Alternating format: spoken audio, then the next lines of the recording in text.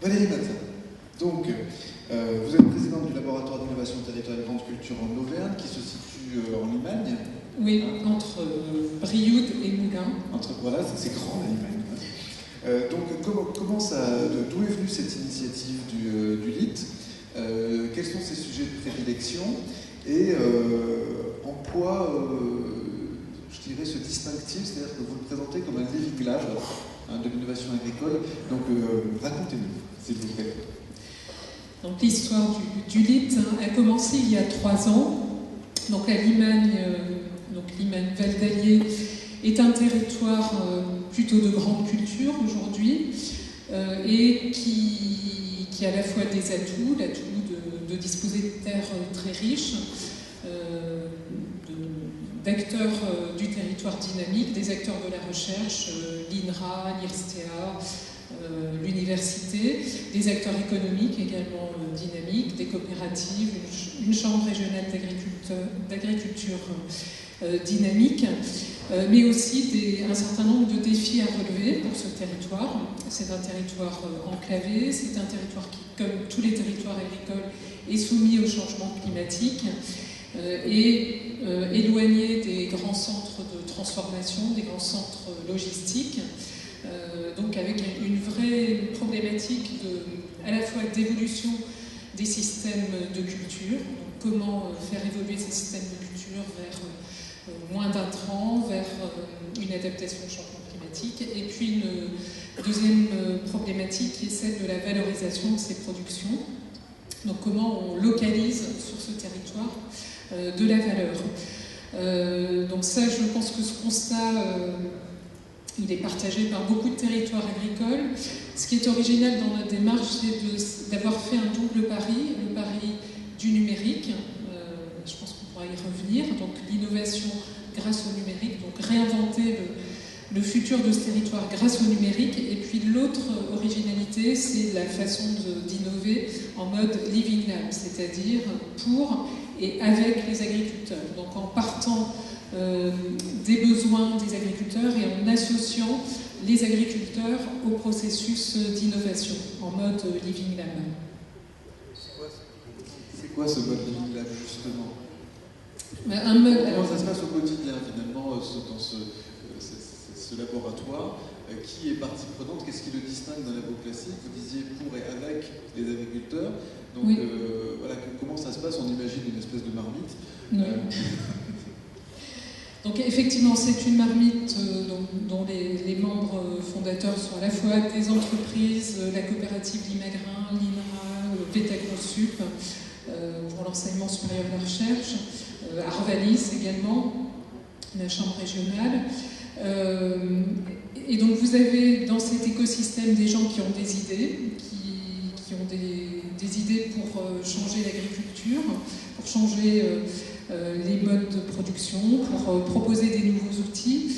Et plutôt que de leur dire allez-y, lancez-vous et puis rendez-vous dans 3 ans et on mettra dans 3 ans vos produits ou vos prototypes entre les mains des agriculteurs, on essaiera de convaincre avec du marketing que c'est la bonne solution pour les agriculteurs. Que c'est de ça qu'ils ont besoin. C'est de ça dont ils ont besoin.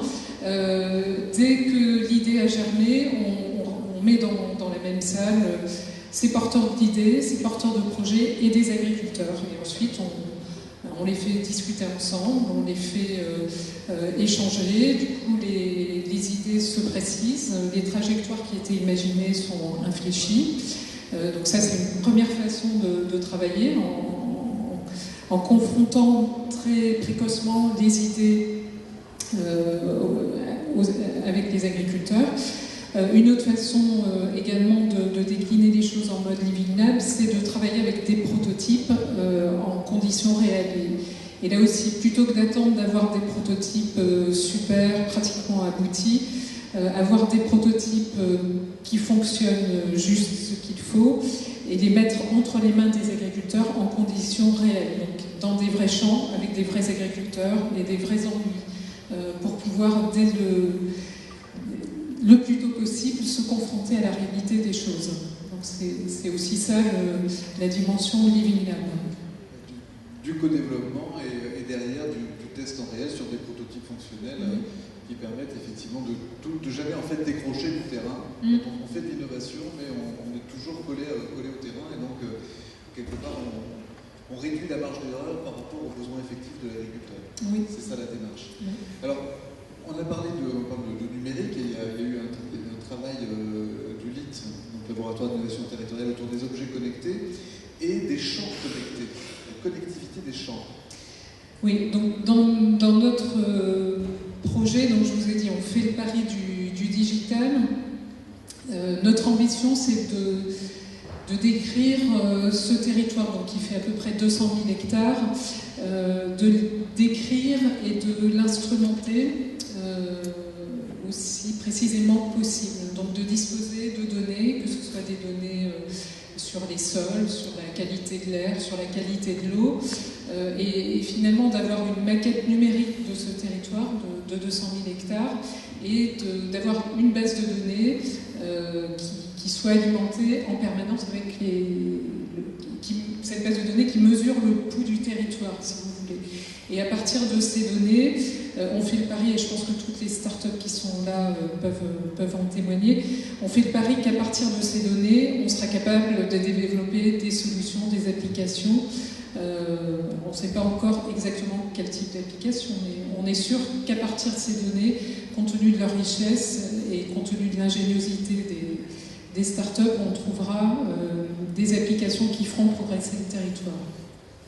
C'est en place, cette infrastructure de SCAN de 200 000 hectares, ça paraît considérable. Oui, donc ça c'est l'ambition. Ce que l'on est en train de, ce que l'on a initié, et on devrait, je ne sais pas si les représentants du conseil régional sont là, mais en tout cas on compte sur le conseil régional pour nous soutenir dans cette démarche.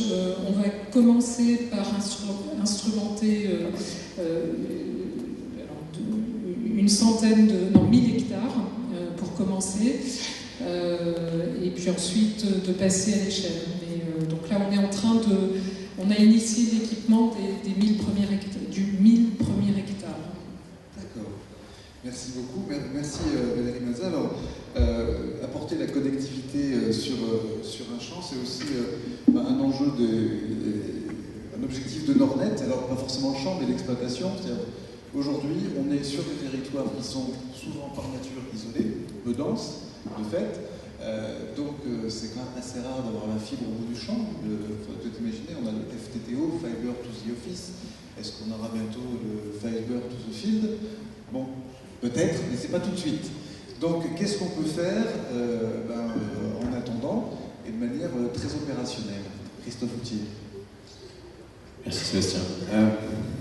Oui, on a parlé beaucoup d'agriculture connectée ce matin, mais l'agriculture connectée commence par le fait que l'agriculteur lui-même soit bien connecté. Alors, ce dont je parlais, ce n'est pas la connectivité sur le champ, sur les parcelles, mais bien une connectivité dans les bureaux de l'exploitant agricole, qui sont souvent mitoyens à l'habitation, une pièce de vie partagée également en famille. Donc il faut une bonne connexion chez l'agriculteur pour qu'il puisse profiter de toutes les richesses de l'Internet.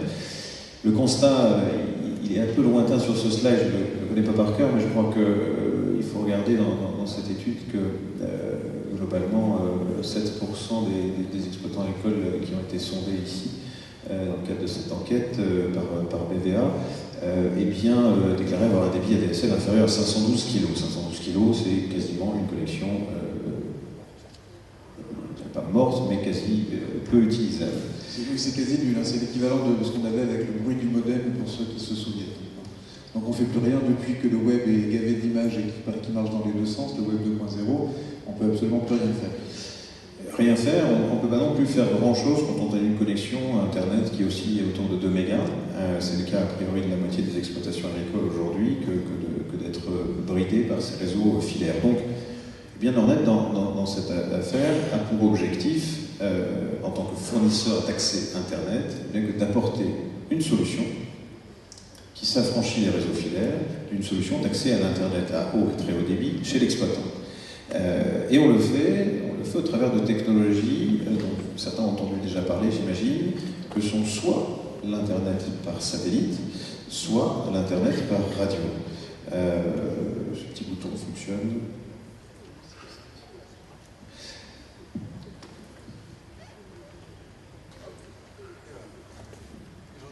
Oui.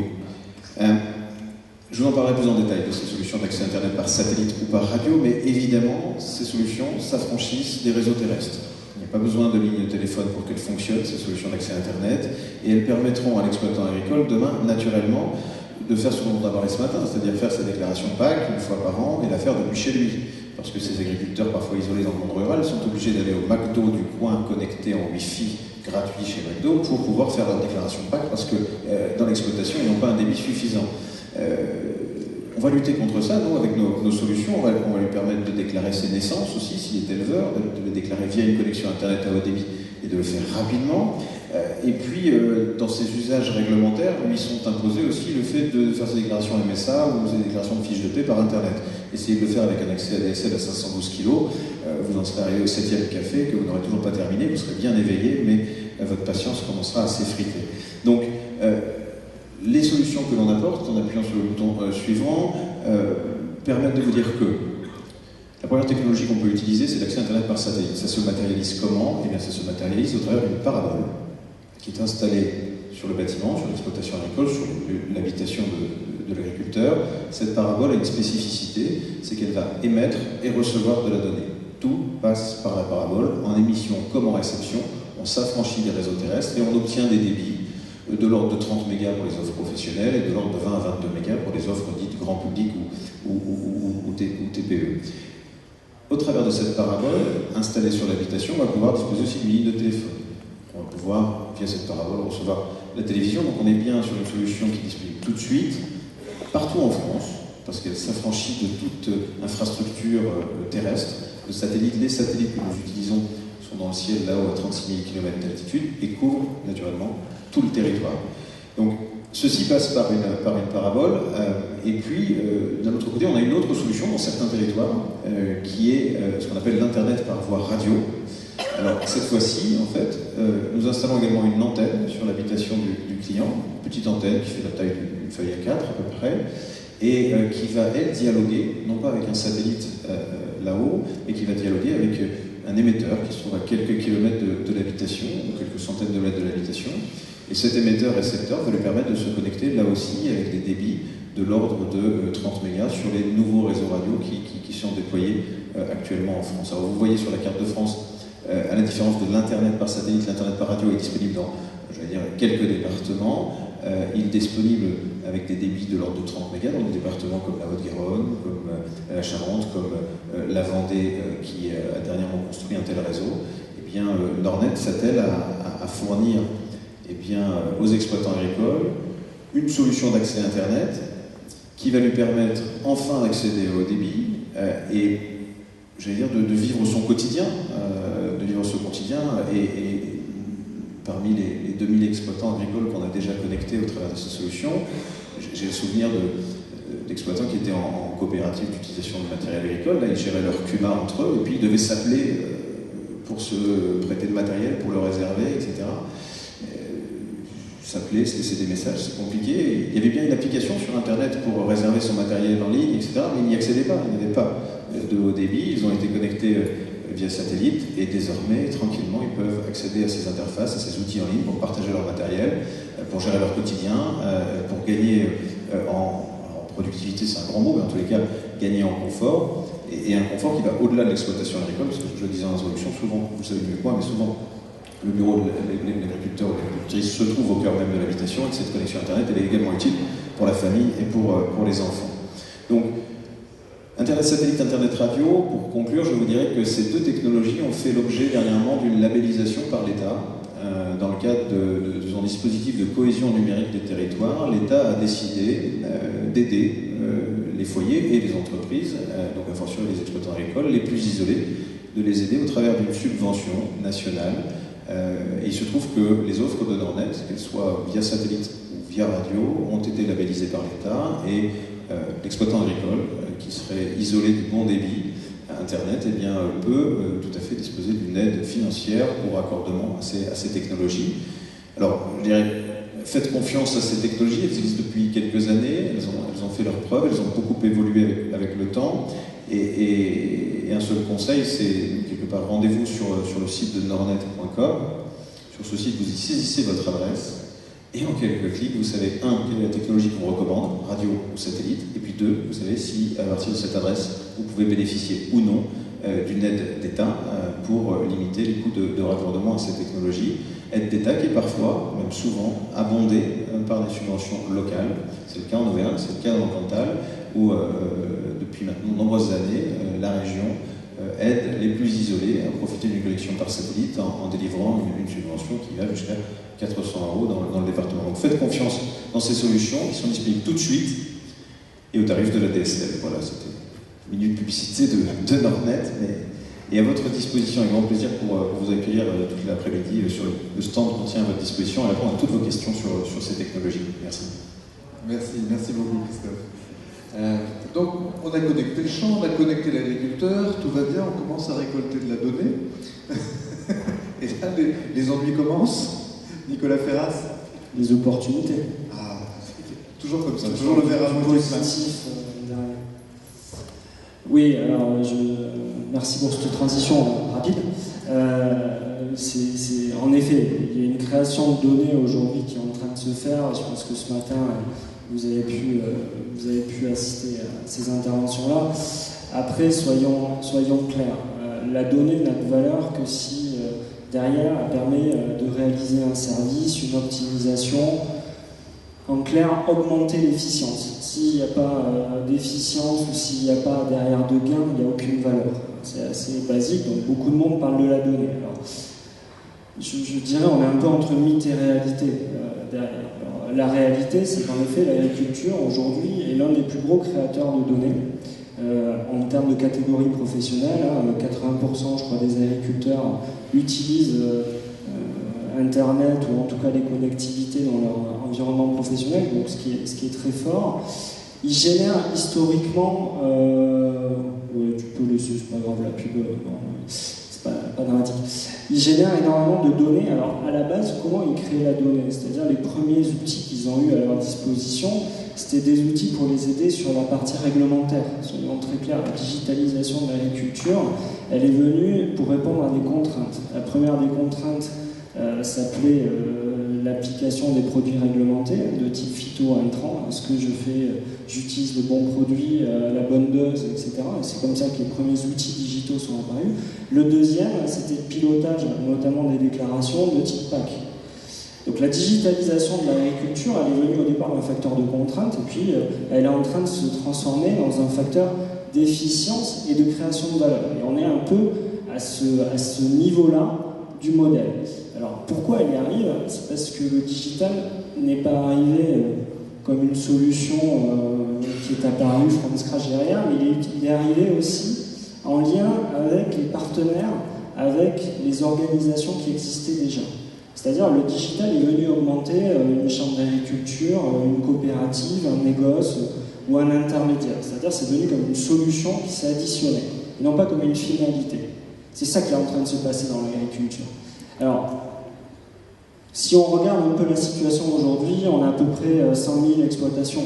On pourrait dire connectées à rang 2, c'est-à-dire où on peut avoir des opérateurs comme les CER ou les chambres qui font des prestations pour le compte des coopératives, ce qui est déjà beaucoup. Ça fait à peu près 80% de la SAU en France, et ça fait le gros de l'activité agricole derrière. C'est avant tout une connectivité qui est principalement à la base issue des productions végétales. Il y a quand même un retard, et on est dans le Cantal, on en parlait hier soir, il y a encore quand même un retard sur la numérisation, notamment des pratiques d'élevage.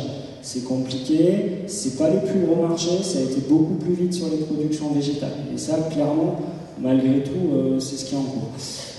Donc aujourd'hui, si on regarde basiquement, puisque la question c'était la donnée, c'est quelle est la donnée aujourd'hui qui est à disposition.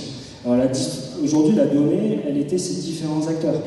On parlait ce matin de CER, qui ont la donnée comptable. Nous, Chambre d'agriculture aussi, on va avoir de la donnée de la pratique agricole, puisque les utilisateurs de nos solutions saisissent leurs pratiques, derrière leurs interventions, leurs observations. Et tout ça, l'une des grandes problématiques, c'était un petit peu en silo. Et donc la valeur, elle ne se partageait pas. C'est-à-dire, chacun avait sa donnée, elle faisait de l'interprétation de sa propre donnée. La vraie création de valeur, elle arrivait justement de confronter ces données-là et d'en créer des modèles, soit des modèles économiques, des modèles d'analyse, des benchmarks, c'est-à-dire augmenter en fait, l'activité agricole. Mais ce n'est pas augmenter l'activité agricole seule, ça va être augmenter les gens qui font l'activité agricole. C'est-à-dire le digital tout seul, il ne va pas sauver l'agriculture. Hein. Je suis désolé. Regardez ce qui s'est passé dans des pays bien plus en avance que nous, comme les États-Unis, etc. À un moment donné, il y aura toujours une intervention humaine, que ce soit l'agriculteur, que ce soit son conseiller, ou en tout cas les parties prenantes qu'il y a derrière. Donc l'idée, c'est que la donnée les aide. Alors comment elle va les aider? Il faut que aussi on replace qui est à l'origine de la donnée, qui est propriétaire de la donnée, et faire que la gouvernance de la donnée soit perçue comme un avantage. Aujourd'hui, la donnée doit appartenir à celui qui l'a créée. Et c'est celui qui l'a créée qui décide de la partager. Ça, c'est un premier prérequis. Sinon, on va toujours avoir une suspicion derrière sur le modèle. Quand je vois, alors je ne citerai ni nom ni autre, mais qu'on met à disposition des solutions de gestion d'exploitation gratuites par des grands opérateurs mondiaux. Il n'y a jamais rien de gratuit. Hein. Voilà. C'est qu'il y a un business model caché. C'est tout. Pourquoi ils veulent vous équiper, vous agriculteurs? Parce que